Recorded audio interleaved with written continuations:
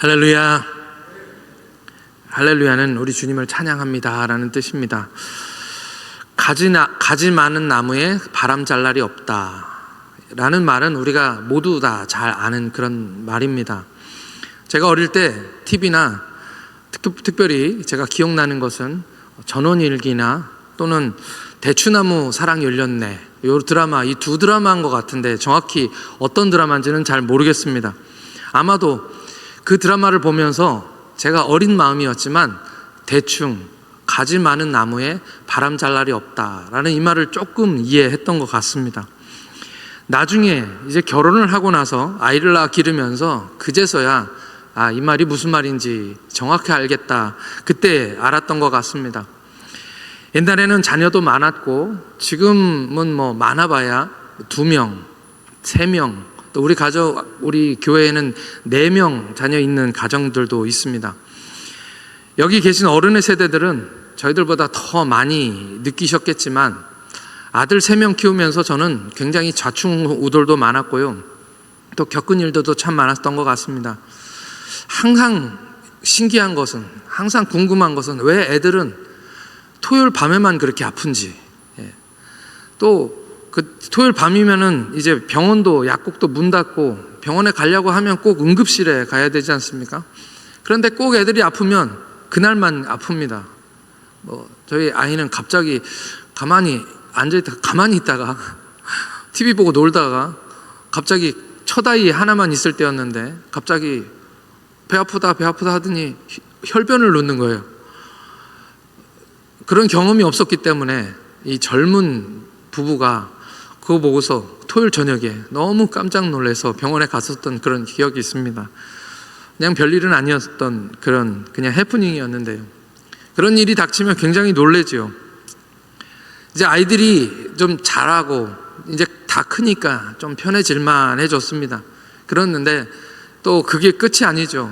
아이들의 진로나 공부나 어느 것 하나도 쉬운 것이 없습니다. 또 부모가 꿈꾸며 어릴 때부터 생각했던 가정, 아이들에 대한 그런 꿈들이 다 있는데요, 생각해보면 마음대로 되는 것은 하나도 없는 것 같습니다. 솔직히 말씀드리면 목사 아들이라고 다들 믿음 좋고 신앙 좋게 자랄 것 같지만 꼭 그렇지도 않은 것 같습니다. 그래서 아이들을 키우면서 제가 느낀 것은 하나님께 그냥 맡길 수밖에 없다. 그냥 내가 할 수 있는 것까지는 최선을 다하지만 모든 것을 하나님께 맡겨드릴 수밖에 없다라는 그런 마음뿐입니다. 오늘 본문 말씀은 잃어버렸다가 찾은 아들의 비유입니다. 잃어버린 아들의 비유, 이렇게 타이틀이 붙어 있습니다. 탕자의 비유. 이 탕자는 일종의 별명입니다. 탕자는 탕진해버린 아들, 방탕한 아들, 이 말을 그냥 한자로 붙인 별명입니다.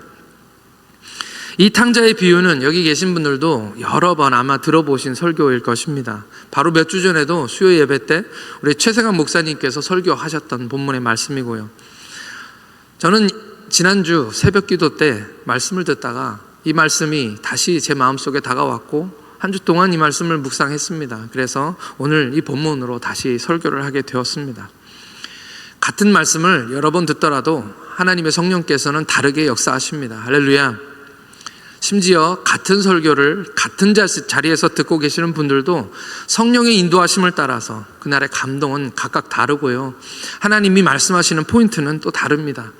그렇기 때문에 오늘 이 말씀 속에서 저와 여러분들이 어떤 말씀을 하나님이 주시든지 그것을 기대하시면서 마음속으로 받으시면 하나님께서 우리 각자에게 주고 싶은 하나님의 마음, 그 마음을 부어주실 줄 믿습니다. 이 비유의 말씀, 예수님께서 주신 비유입니다. 비유. 진짜 있었던 일인지 아니면 예수님께서 지어내신 이야기인지는 알 수가 없습니다. 생각해보면 모든 것을 아시는 우리 주님이시기 때문에 아마 어딘가에서 일어난 일에 대해서 우리에게 말씀해 주실 수는 있을 것 같습니다. 이 말씀은 두 번째로 비유입니다. 비유라는 것은 무엇입니까? 비유는 그 말 자체가 메시지가 아니라 그 말이 주고 싶은 어떤 중요한 중심된 메시지가 있다는 것이고요, 이 비유의 말씀, 특별히 오늘 이 비유의 말씀은 잃어버린 어떤 것이라는 타이틀을 가지고 있습니다. 그리고 오늘 이 본문 말씀에 누가복음에는 세 가지 잃어버린 것에 대한 것이 나옵니다. 세 가지. 첫 번째는 잃어버린 양입니다. 잃어버린 양. 우리가 잘 아는 말씀이죠. 99마리 양을 버려두고 한 마리 잃어버린 양을 찾아 헤매는 목자의 마음. 그것이 첫 번째 우리에게 말씀하고 계시는 잃어버린 양에 대한 비유입니다. 결국 어떻게 되었습니까? 목자가 찾습니다. 그리고 기쁨으로, 우리 그림으로, 영화나 그림으로 이렇게 보면 그 양을 목에 이렇게 둘러매고 기쁘게 목자가 돌아오는 모습을 우리가 많이 보게 되죠. 그리고 돌아와서 어떻게 합니까? 친구들을 불러서 잔치를 합니다. 할렐루야. 제가 어저께 농담 삼아서 옆에 앉아있는 우리 최상환 목사님에게 농담으로 그렇게 얘기했습니다. 이 양이 기뻐서 와서 잔치를 할 때 무슨 동물을 잡았을까요? 그냥 농담입니다. 네. 어쨌든 이 중심된 주제, 이 잃어버린 양을 찾아가지고 돌아와서 기뻐했다는 것과 그리고 잔치를 베풀었다라는 것입니다. 두 번째 비유는 무엇입니까? 잃어버린 드라크마의 비유입니다. 이 드라크마는 그리스의 동전입니다. 아마 그때 당시에 널리 통용되던 동전이었던 것 같습니다. 데나리온처럼 일꾼의 하루 품삯 정도 하는 가치가 가지고 있었고요. 그러니까 아주 그렇게 값진 그런 것은 아니었다는 것이죠. 이 드라크마가 이 여성에게 중요했던 이유는 그때 당시의 문화에서 결혼할 때 신랑이 주었던 선물이기 때문에 그렇습니다.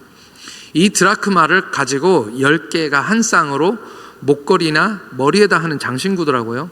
그거를 이렇게 만들어서 자기 부인에게 주는 것이죠. 거기는 10개가 한 쌍입니다. 그런데 이 여인이 어쩌다 보니까 드라크마 10개 중에서 하나를 잃어버린 것입니다. 얼마나 속상했을까요?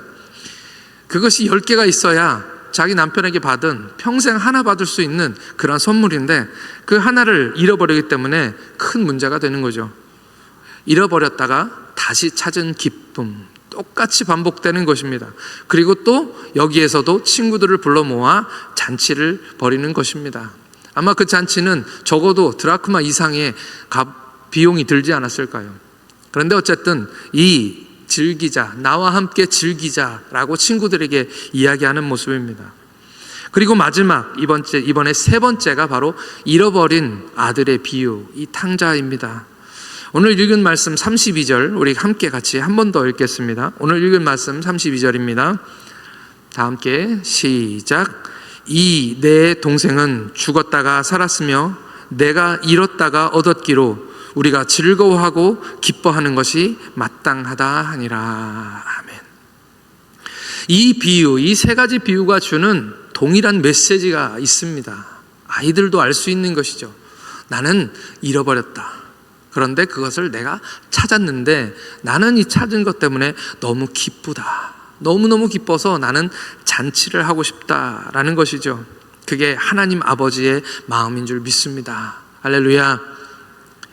나 같은 죄인이 회개하고 주님께 돌아왔을 때 주님께서는 그렇게 기쁘셨다라는 말씀을 우리에게 주고 계시는 것입니다. 그리고 회개할 것 없는 천국에서 영혼 하나가 회개하고 주님 앞에 돌아왔을 때 회개할 것 없는 천국에 많은 사람들이 우리 함께 기뻐하며 잔치하자, 먹고 마시며 즐기자, 내 기쁨에 참여하라 라고 하나님 말씀하시면서 천국에서 잔치가 벌어진다는 것이죠. 그게 하나님께서 오늘 이 말씀을 통해서 우리에게 주고 싶은 그런 하나님의 마음인 줄 믿습니다. 저는 이 마음을 우리가 알기를 간절히 원합니다. 내가 주님 앞에 돌아왔을 때 하나님이 너무너무 기쁘셨다는 것입니다. 할렐루야. 오늘 본문에는 이 아버지는 아들이 둘이 있습니다. 이 비유를 알고 계시는 분들은 잘 아실 텐데요. 이 아버지는 자식 농사를 그렇게 잘 지은 분이 아닌 것 같습니다. 탕자는 아버지 유산을 받아가지고 이제 먼 나라에 가서 허랑방탕하게 탕진해버린 그런 아들입니다. 이런 아들이 있으면 참 속상하겠죠. 마음이 얼마나 힘들까요? 결국 이 말씀 속에서 우리에게 하시고 싶은 또 한 가지 이야기는 뭐냐 하면 집은 안 나갔지만 아버지의 슬픔과 아픔, 그것을 일도 헤아리지 못한 채 그냥 집에서 자기 가진 것을 더 많이 누리기 위하여 일하고 있는 큰 아들도 역시 아버지의 마음에 큰 슬픔이기는 마찬가지다라는 것이죠. 그러니까 이 아버지에게 있는 두 아들, 탕자는 결코 한 명이 아니라 이 아들 둘 다였다라는 그런 비유의 말씀인 것입니다. 이 말씀은 이 두 번째로 잃어버린 아들, 그러니까 맏아들이죠. 오늘 탕자는 잃어버렸다가 다시 찾았습니다. 그래서 기뻐하고 즐거워하는 것인데요, 오늘 말씀에서 읽어보면 이 두 번째로 잃어버렸던 아들, 이 아들을 다시 찾았다는 그런 이야기는 없습니다. 어찌 보면 그냥 열린 결말로 그냥 끝나버립니다. 어떤 말씀으로 끝나고 있습니까? 오늘 읽었던 말씀입니다. 죽었다가 살았으며 내가 잃었다가 다시 얻었기 때문에 우리가, 너와 내가 즐거워하고 기뻐하는 것이 마땅하지 않느냐라는 이 말로 그냥 끝나고 있는 것입니다. 아까도 말씀드렸지만 아이들은 우리가 원하는 대로 자라주지 않습니다. 이렇게 자랐으면 참 좋겠다, 드라마에서 영화에서 보는 것처럼 아이들이 그냥 그렇게 참 자라줬으면 좋겠다라는 것이 부모들의 소망이지만 아이들은 그렇게 자라주지 않는 것 같습니다. 아이들이 성공하고 직장에 들어가고 또 좋은 대학에 들어가고 성공할 수 있습니다. 그런데 부모가 바라는 것은 그것만은 아니죠. 또 무엇입니까? 형제지간에 우애하면서 서로 아끼면서 서로 그리워하면서 보고 싶어 하면서 서로 그렇게 살아가는 것, 그것도 부모가 정말 바라는 그런 것들이 아닌가 싶습니다. 오늘 말씀의 이 두 아들은요, 이 짧은 말씀에서 많은 것들이 기록되어 있지 않아서 알 수 없지만 남남 같습니다. 서로 그리워했다는 어떤 이야기도 없고요, 서로 친하게 지냈다는 어떤 말도 없습니다. 그냥 남남 같은 이 두 아들인 것이죠. 어찌 보면 이 당시 유대인의 문화를 깊이 알면 조금 더 이해가 더 잘 될 수도 있습니다. 당시에 차남은 거의 아무것도 유산을 아버지로부터 받지 못합니다. 옛날에 우리나라도 역시 그랬던 것 같습니다. 공평하게 나눠주고 했던 그런 시대가 아니라는 얘기죠. 어떤 나라나 대부분 재산은 당연히 장자에게 물려주는 것이 만국 공통이었습니다. 여기 유대뿐만 아니라 우리나라도 그랬던 것 같습니다. 그래서 둘째들, 이 차남들은 특별히 오늘 이 유대 사회에서는 그렇습니다. 알아서 살아남아야 하고 알아서 성공해야 되는 그런 큰 숙제를 가지고 자라는 그 숙명인 것이죠. 그런데 오늘 이 탕자는 아버지로부터 이 재산을 미리 받습니다. 제 생각에는 원래 아버지가 큰 부자였던 것 같습니다. 이 비유의 설정이 그런 것이죠. 그러니까 원래는 장자에게 다 물려주고 차자에게는 줄 것이 별로 없는데 그 준 것만으로도 굉장히 많았다라는 것을 우리가 알 수 있는 거죠. 그러니까 아버지는 부가 대단한 그런 아버지였습니다. 어려서부터 이 둘째는 나는 성공해야 된다, 나는 혼자서 살아남아야 된다, 이 세상에 나는 혼자다, 아무도 날 도와줄 수 없다라는 그런 자신의 차자로서의 숙명을 잘 알았을 수도 있었을 것 같습니다. 그래서 아버지에게 기왕 줄 거라면 내가 빨리 성공할 수 있도록 빨리 나에게 내 것을 달라고 이야기합니다. 그것이 많은지 적은지 그것은 또 이 아들에게는 중요하지 않습니다. 어쨌든 그 인생에서 기본이 될 수 있는, 시작이 될 수 있는, 기반이 될 수 있는 그것을 달라고 요청하게 되었던 것이죠. 얼마 전에 최성학 목사님도 이 말씀을 설교하실 때 그 말씀을 들으면서 그 말씀에 따르면 이것은 상당히 무례한 요청입니다. 유산은 아버지가 유고해야지만, 아버지가 돌아가셔야지만 받을 수 있도록 되어 있는 것이기 때문입니다. 최성학 목사님 말씀을 들어보니까 그렇게 말씀하시더라고요. 이 말은 무슨 말이냐면 아버지는 나에게 이제 죽은 사람이나 마찬가지입니다 라는 그런 뜻이라는 것이죠. 그러나 이 아들은 그것을 감수하면서도, 비난을 감수하면서도, 아버지에게 쫓겨날 것을 감수하면서도 이 유산, 받은 것을, 이 유산을 요구하는 것입니다. 이 유산을 받는 것, 상속받는 것, 그것이 또 가지고 오는 다른 문제가 있습니다. 뭐냐 하면 유산을 받을 수는 있는데요, 아버지가 돌아가시기 전까지는 그 유산을 처분할 수 없는 것이 유대인의 전통입니다. 아버지가 살아계실 동안에는 법적으로 소유권과 이 사용권을 둘 다 아버지가 가지고 있습니다. 만약 이것으로 장사해서 큰 이익을 남겼다 할지라도 아버지가 살아계시면 그 유산의 그 남은 이익까지도 아버지께 도로 돌려주어야 된다. 그것이 그들의 관습인 것이죠. 이 둘째 아들이 그것을 몰랐을까요? 저는 그렇게 생각하지 않습니다. 아마 알았을 것입니다. 그런데 이 둘째 아들에게는 내가 여기서 시간 낭비하는 것, 그것보다는 빨리, 어느 정도 빨리, 내가 기회가 있을 때 하루라도 더 빨리 내가 받을 수 있는 것을 받아가지고 이윤을 남겨서 내가 스스로 성공해야 된다라는 그런, 어찌 보면 현실적인 상황들을 제대로 알고 있었던 그런 아이일 수 있었다는 것이죠. 여기 아버지 밑에서 형과 함께 오래 있어 봐야 더 얻을 수 있는 것이 없다고 판단했을 수 있다는 것입니다. 그렇다면 어찌 보면 이 아들은, 둘째 아들은 이 첫째 아들보다 훨씬 더 현실적인 사람이라고 할 수 있는 거죠. 그래서 역사적으로 변혁을 일으킨 사람들, 개혁을 일으킨 사람들은 거의 다 둘째들이었습니다. 여기 둘째에게 주어진 그 숙명이었다는 것이죠. 더군다나 이 아들은 그곳에서 무슨 장사를 한다든지 한 것이 아닙니다. 다른 나라로 갔습니다. 구체적으로 어느 나라로 갔는지는 우리가 모르지만 어찌 보면 이 둘째 아들은 진취적이고 또 도전적인 그런 사람이었을 것입니다. 어쩌면 자신에 대한 확신이 누구보다도 강했던 그런 사람일 수도 있을 것 같고요. 이런 사람은 난 기회가 없을 뿐이지 나에게 기회만 주어진다면 난 정말 잘할 수 있다라고 생각하는 여느 젊은이, 자신감이 넘치는 젊은이 중에 한 사람이었을 것입니다. 이런 청년들을 우리 주위에 찾아보셨습니까? 물론 젊기 때문에 무모할 수도 있고 그럴 수 있지만 어찌 보면 우리 주위에 이런 청년이 있다면 참 우리가 격려해주고 지금 세상에서 우리가 본다면 훌륭하다라고 생각할 수 있는 그런 청년일 수도 있다는 것이죠. 그런데 어떻게 되었습니까? 결론은 망했습니다. 너무 큰 대가를 치렀던 것이죠. 무슨 일이 일어났는지 우리는 알 수 없지만 먼 나라에 가서 세상 물정 잘 모르고 달려들었다가 또 자기가 가진 것이 많기 때문에 또 여러 가지로 소비해버리고 결국은 쫄딱 망해버렸습니다. 외국 땅에서 돈이 없으니 되지만도 못한 삶을 살게 됩니다.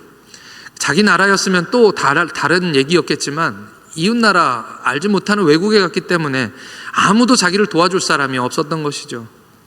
그런데 더 큰 문제는, 이 탕자의 가장 큰 문제는 아직도 아버지의 마음을 모른다는 것입니다.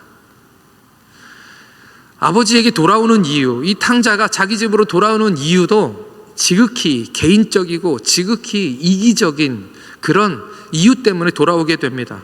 무슨 이유입니까? 우리 아버지 집에는 하인들도 잘 먹고 잘 살더라. 하인들도. 돼지치기가 되어서 먹는 것을 주는 사람이 없기 때문에 돼지가 먹는 쥐염열매라는 열매를 먹으며 그가 머릿속에 떠올랐던 것은 자기 집에, 아버지 집에는 종들도 자기보다는 더 좋은 처우를 가지고 잘 살고 있었더라는 그런 생각뿐이었습니다. 그래, 차라리 아버지 집에 가서 종이 되자. 설마 아버지가 아들이 돌아왔는데 종이라도 받아주겠지. 아버지가 보고 싶고 아버지가 그립고 아버지의 사랑이 생각나서 돌아간 것이 아니라는 것이죠. 그런데 아버지는 어떻습니까? 아버지는 그런 것이 아무것도 상관이 없습니다. 물어보지도 않습니다. 어떤 일이 있었는지, 무엇 때문에 사업을 망하게 되었는지, 그런 것은 나중에 이야기할 문제이고요. 지금 당장 아버지에게 중요한 것은 내 아들이 돌아왔다입니다. 내 아들이 살아있다는 것입니다. 내 아들이 살아있어서 다시 내 품으로 돌아왔다는 것, 그것이 아버지의 가장 큰 최고의 관심사이고 최고의 기쁨이라는 것이죠. 아들이 집에 돌아왔는데 또 다른 문제가 생깁니다. 어떤 문제입니까? 전에는 상상하지 못하고 생각하지 못했던 문제입니다. 맏아들입니다. 아버지는 작은 아들이 걱정돼서 늘 아버지 걱정만 이 둘째 아들 걱정만 했던 것이죠. 상상해 보시면 그렇습니다. 아들이 나가서 일을 하고 열심히 일하고 돌아와서 아버지 오늘은 내가 이렇게 일을 했어요. 아버지 거기 무슨 나무가 있었는데 그 나무를 제가 기어코 다 뽑아버렸어요. 돌멩이가 너무너무 많고 벌레 때문에 농사가 잘 안 됐었는데 내가 이 벌레들을 다 우리 잡았습니다. 얼마나 많은 이야기들, 이 큰아들도 아버지의 관심을 받고 싶었기 때문에 얼마나 많은 이야기들을 아버지에게 했을까요? 그런데 아버지는 그런 얘기는 잘 들어오지 않습니다. 매일 같이 하시는 말씀이 야야 우리 둘째 아들 어떻게 됐냐, 걔가 지금 어디로 갔는지도 모르고 맨날 나는 그것만 걱정이다. 맨날 아버지의 눈은, 아버지의 마음은 딴 데가 있는 것입니다. 그러니 이 아들을, 첫째 아들이 얼마나 그것이 속상하고 마음이 아팠겠습니까? 어찌 보면 당연한 거죠. 집 나간 둘째 아들 때문에 마음 아픈 것, 그것이 아버지의 마음인데 이 둘째 아들은 어쩌면 그것 때문에 더 속상하고 더 마음이 아팠을지도 모릅니다. 많은 학자들은 이 작은 아들에게 유산을 물려줄 때 큰아들에게도 주었을 거라고 해석합니다. 문화가 그렇기 때문이죠. 그러니 맏아들은 지금 둘째 아들에 비해서 엄청나게 많은 재산을 지금 상속받았습니다. 다만 위에서 말씀드린 대로 아버지가 살아있는 동안에는, 생전에는 그에게 사용권이 없습니다. 그래서 그냥 기분만 좋은 거죠. 달라진 것은 아무것도 없습니다. 오늘 나가서 일하는 그 땅들이 다 자기의 것이고 아버지가 가졌던 모든 것들이 자기의 것이기 때문에 그는 더 열심히 일했을 것입니다. 그런데 어느 날 갑자기 둘째가 돌아온 것입니다. 최 목사님이 설교 가운데서 그 얘기도 하셨습니다. 아마도 이 이야기, 이 둘째가 어떻게 지내고 있는지 동네 사람들이 다 알았을 것이다. 아마 당연히 이 맏아들도 알지 않았을까 싶습니다. 그러니까 화를 내는 것이죠. 누가복음 15장 29절에서 30절 말씀을 한번 같이 읽겠습니다. 누가복음 15장 29절에서 30절입니다. 다 같이 시작.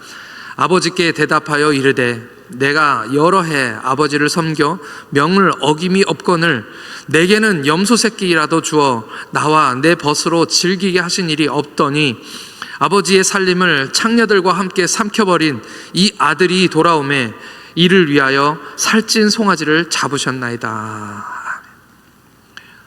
밭에서 돌아오는데, 힘들게 일하고 밭에서 돌아오는데 멀리 풍악 소리가 들리는 것입니다. 잔치하는 소리가 들리는 것이죠.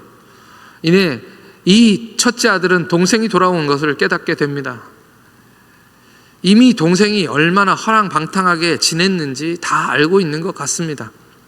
거짓골을 하고 돌아온 동생, 아무것도 없이 돌아온 동생, 이제는 동생이 아니라 어쩌면 짐덩어리입니다. 내 집에 들어와서 내 것을 먹고 살게 된 것이죠. 잔치 비용도 살찐 짐승도 다 이 맏아들에게 속한 상속된 내 것입니다. 나는 먹어보지도 못한 산의 진미 음식들 다 먹고 그렇게 즐겁게 지내며 모든 내가 한 번도 누려보지 못한 온갖 향락을 다 누리며 그렇게 살다가 돌아와서 이제는 내가 입을 옷을 입고 내가 내 물건 쓰고 앞으로는 어떻게 될지 알지 못하지만 내게 약속된 재산 중에서 또 일부를 또는 그 중에 얼마만큼을 또 아버지는 이 둘째에게 나눠줄 테니 그것을 생각하면 이 첫째 아들 맏아들은 이 둘째 아들이 너무나 밉고 너무 이 상황 자체가 너무 싫은 것이죠. 어쩌면 그가 한 말은 맞는 말입니다. 맞는 말이죠. 아버지 이거 너무 하시는 거 아닙니까? 저요 죽어라고 일만 했습니다.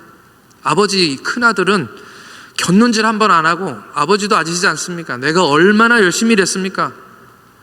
아버지 맨날 저 막내 녀석만 걱정하고 있을 때 저는 밭에 나가서 손에 못이 박히게 일하고 집에 들어와서 잠만 겨우 자고 나가서 또 일하고 또 일했습니다. 이 모든 일들 아버지를 위해서 내가 얼마나 열심히 일했는지 아버지도 아직 아시지 않습니까? 저 못난 자식만 자식이고 저는 자식 아닙니까? 아버지 저를 위해서 염소 한 마리 잡아보셨습니까? 그런 적 없으시죠? 그런데 이게 다 뭡니까? 이 잔치는 다 뭡니까? 무슨 벼슬을 하고 왔다고? 세상적으로 보면 틀린 말이 하나도 없습니다. 이 억울한 맏아들 이야기가 다 맞는 것이죠.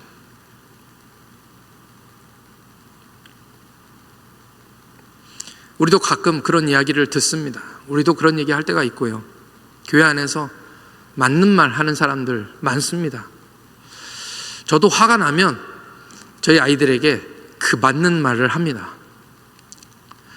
맞는 말을 하고 나면 저 속으로도 그렇죠. 내가 뭐 틀린 말 했어? 내가 뭐 틀린 말 했어? 근데 가만히 생각해 보면 화가 나서 하는 맞는 말은 사람을 변화시키지 못하더라고요. 오히려 그 맞는 말 때문에 사람들이 상처를 받고, 오히려 그 맞는 말 때문에 관계가 멀어지고 있던 사랑도 조금씩 사라지는 것을 우리가 보게 되는 거죠. 그러니 이 맞는 말은 맞는 말이지만 꼭 필요한 말은 아닐 때가 또 있습니다. 우리가 읽은 본문 말씀, 아버지가 마지막으로 한 말씀입니다. 이 말씀 아버지의 마음으로 한번 읽어봤으면 좋겠습니다. 누가복음 15장 31절로 32절 말씀입니다. 아버지가 이 화가 난 아들에게 하는 말씀입니다. 함께 읽겠습니다. 시작. 아버지가 이르되 예 너는 항상 나와 함께 있으니 내 것이 다 네 것이로되 이 내 동생은 죽었다가 살았으며 내가 잃었다가 얻었기로 우리가 즐거워하고 기뻐하는 것이 마땅하다 하니라. 아멘. 만약 여러분이 여기 아버지라면 어떤 목소리로 아들에게 이야기할까요? 아마 화가 나서 왜 나를 마음을 이해 못하니? 라고 화가 나서 하는 이야기는 절대 아닐 것입니다. 이 말씀을 읽을 때는 저는 한 단어가 눈에 들어왔습니다. 그 단어가 뭐냐면요, 예라는 말입니다.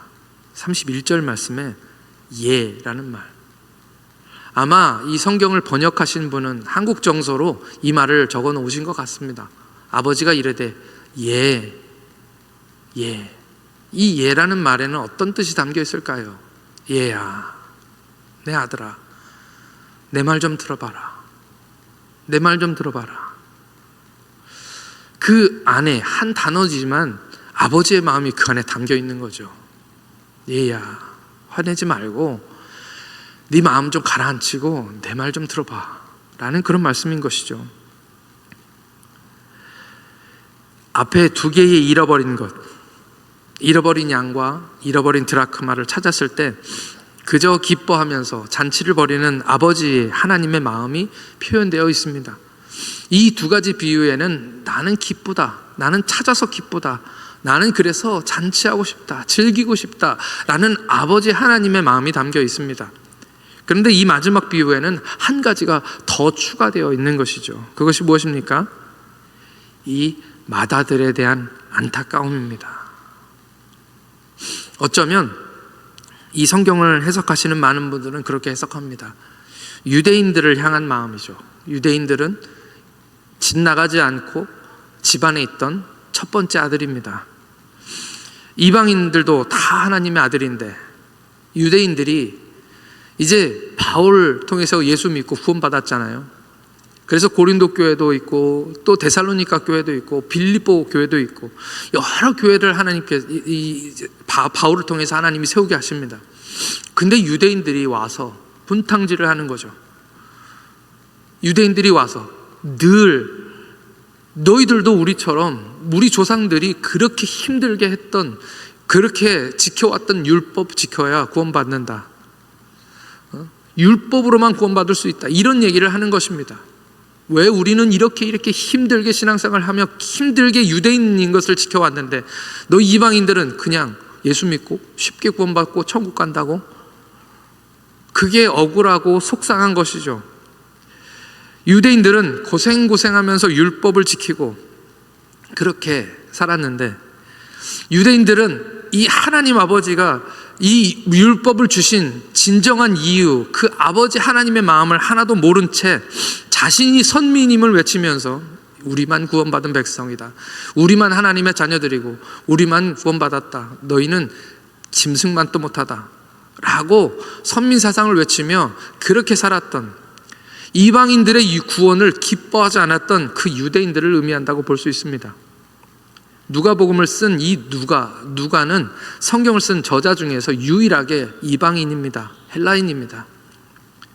그가 이 말씀 속에서 그것을, 그의 마음을 적은 것이죠. 우리로 생각한다면 이 마다들은 먼저 믿고 교회 나와서 열심히 신앙생활하고 봉사도 열심히 하고 여러 가지 많은 일들을 한 먼저 믿는 사람들이라고 이야기할 수 있을 것입니다. 이 말씀을 우리에게 대입해 본다면 정작 하나님이 누구 때문에 고통스러워하시고 누구를 기다리고 계시고 누구 때문에 마음 아파하고 계신지 알려고 하지 않는 사람들, 신경 쓰지 못하고 있는 사람들, 난 예수 믿고 구원받고 축복과 은혜를 누리며 살아가고 있지만 내 주위에 믿음 연약한 사람들, 아직도 구원받지 못한 사람들, 아직도 예수는 믿지만 아직도 세상적인 많은 것들에 찌들어 살면서 아직도 교회 안에서 탕자처럼 살아가고 있는 그런 사람들을 알면서도 안타까워하지 않고 아버지의 마음을 이해하려고 하지 않는 우리 기존의 성도들이 아닐까라는 그런 생각도 해보는 것입니다. 하나님 뭐라고 말씀하십니까? 난 지금 잃어버린 양 한 마리 때문에 슬프다. 난 드라크마 하나도 나에겐 너무너무 소중하다. 난 잃어버린 아들 때문에 잠 못 자고 기다린다. 제가 만약 이런 아들 둘이 있다면 얼마나 힘들까요? 집 나간 아들도 힘들고 집안에 있는 아들도 힘들고, 그것이 오늘 우리를 바라보시는 하나님 아버지의 마음이신 줄 믿습니다. 우리 시온성 교회를 향한 하나님의 마음입니다.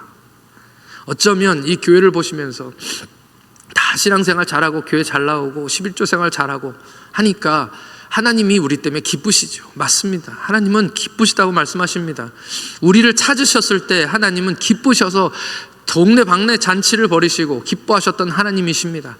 그런데 시간이 지나고 계속해서 우리가 믿음 생활 해 나가면서 우리를 교회를 보시면서 하나님 마음이 왜 너희는 나와 함께 이 잃어버린 양들을, 잃어버린 드라크마를 생각하며 기뻐하지 않니? 라고 혹시 우리에게 그렇게 말씀하고 계시지는 않습니까?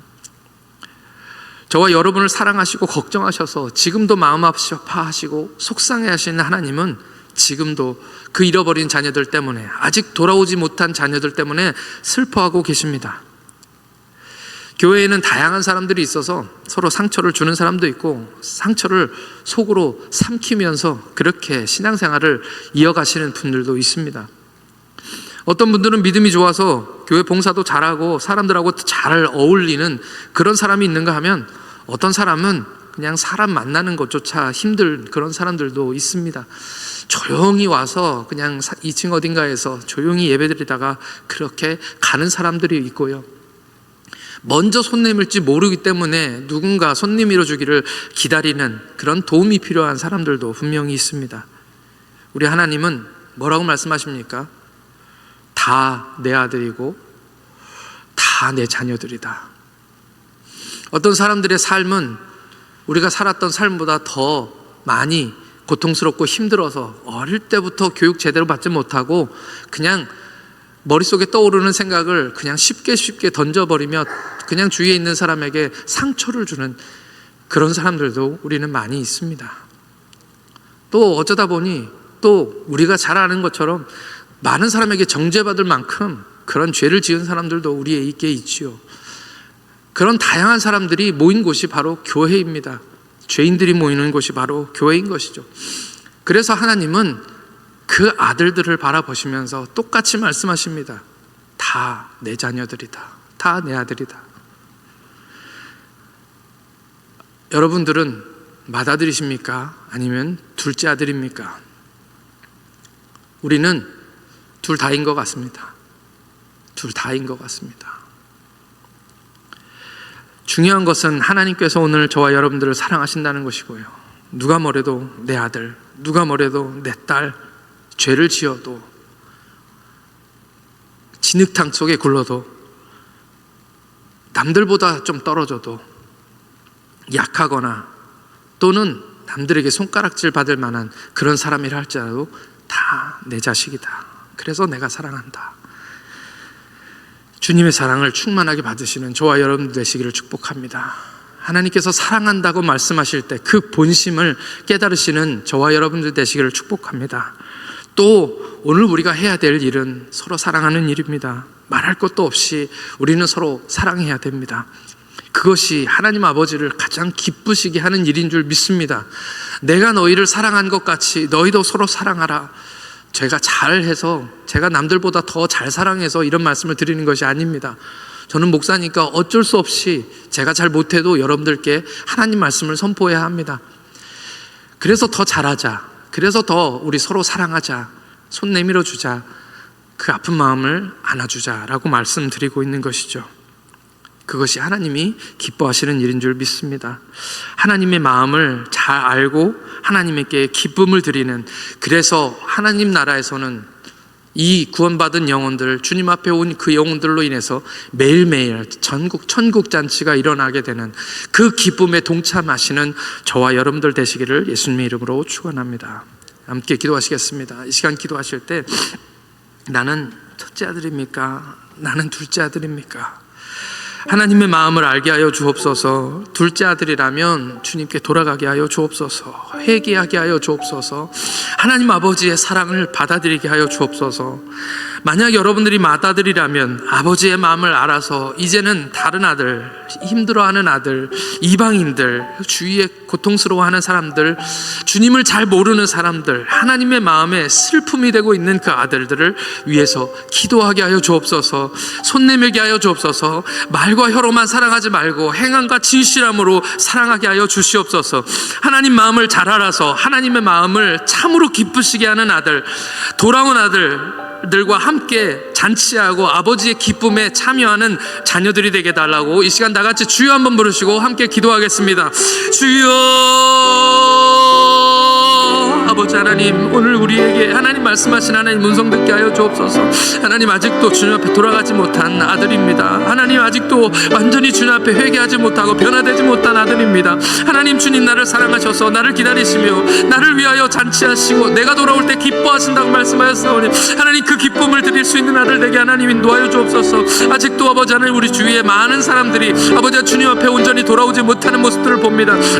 내 가족과 친척과 내 자녀들, 아버지 하나님, 그들을 주님 기다리시는 줄 믿사오니 하나님, 주님 그들 때문에 잠 못 이루시며 그들을 기다리시는 줄 우리가 믿사오니 주님 마음의 기쁨이 되도록 아버지 그 잃어버린 아들을 찾아가게 하여 주옵소서. 아버지 그의 아들에게 손 내밀게 하여 주옵시고 그 아들들에게 아버지 하나님의 사랑을 증거하도록 하나님 우리를 도와주시옵소서. 내가 받았기 때문에, 내가 누리기 때문에, 내가 행복하기 때문에 여기 머무르지 않게 하여 주시옵시고 아버지 하나님의 유대인들이 이방인들을 받아들이지 못한 것처럼 아버지 하나님이 아직도 내 주위에 아버지 하나님이 정말 그들의 성격이 나와 다르다고 하여서 판단하고 아버지 정죄하며 아버지 하나님이 정말 유대인같이 굴지 않았는지 하나님 용서하여 주시옵시고 이제 아버지 하나님 십자가의 사랑 가운데로 우리를 하나 되게 하나님 인도해 주시며 하나님의 사랑으로 끌어안게 하나님 인도해 주시고 그런 사람들이 있는지 아버지 우리 눈에 보이게 하여 주시옵시고 찾아가게 하여 주시고 연락하게 하여 주시고 아버지 그들을 위하여 기도할 수 있는 우리가 되도록 하나님 인도하여 주시옵소서. 하나님 아버지 하나님 교회의 죄 주님의 사람으로 죄인들로 가득 차게 하나님 인도해 주시고 하나님의 사랑으로 가득 차게 인도해 주셔서 하나님 나라에는 늘 천국 잔치가 일어나게 하나님 인도해 주시고 그 기쁨에 참여하게 하여 주옵소서.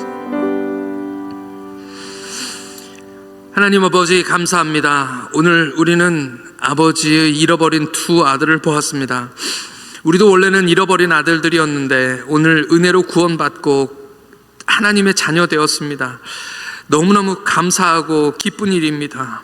아버지 마음을 깨달아 알게 하여 주시옵소서. 형제들끼리 서로 우애하고 사랑하게 하여 주옵소서.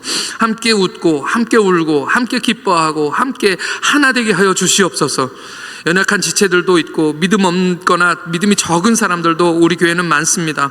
이 다양한 사람들이 함께 어우러져 가는 것이 교회인데, 주님, 우리가 이제 서로 사랑하게 하여 주옵소서. 서로 이해하고 보듬어가게 하여 주시옵소서.